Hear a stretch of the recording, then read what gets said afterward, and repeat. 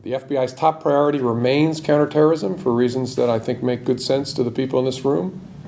It is a challenge that has changed since 9/11 in two particular ways that strike me coming back to government after being gone for nearly 8 years.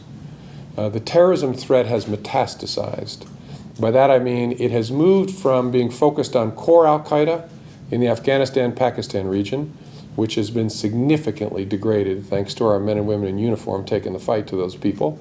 But at the same time, the lightly governed or ungoverned spaces throughout the world, especially the Gulf, North Africa, and increasingly in recent years in Syria and Iraq, have allowed a metastasis of the terrorist tumor.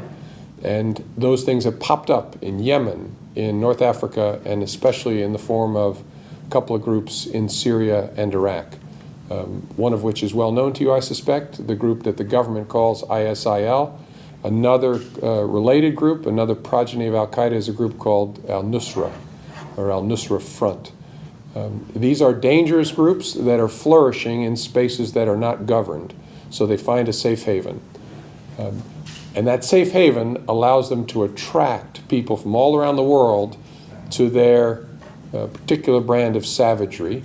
And that is a unique challenge for all of us in law enforcement, because people are flowing from Western Europe, from Asia, from North America to those ungoverned war zones and getting the worst kind of experience and developing the worst kind of relationships. That going is worrisome. The inevitable coming back is more worrisome still. And so it's a huge focus of all of us in law enforcement, try to understand who's being recruited, who's flowing, who's looking to flow back. I said the threat has changed in two ways. Let me just briefly mention the second, which is closely related.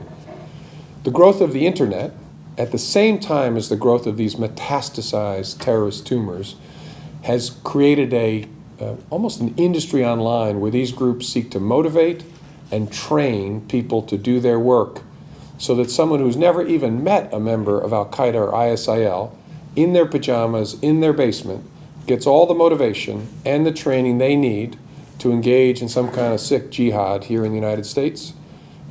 Those are a particular challenge for all of us in law enforcement because it's hard to see them. There are troubled souls everywhere in this great country of ours. It's just the nature of humanity.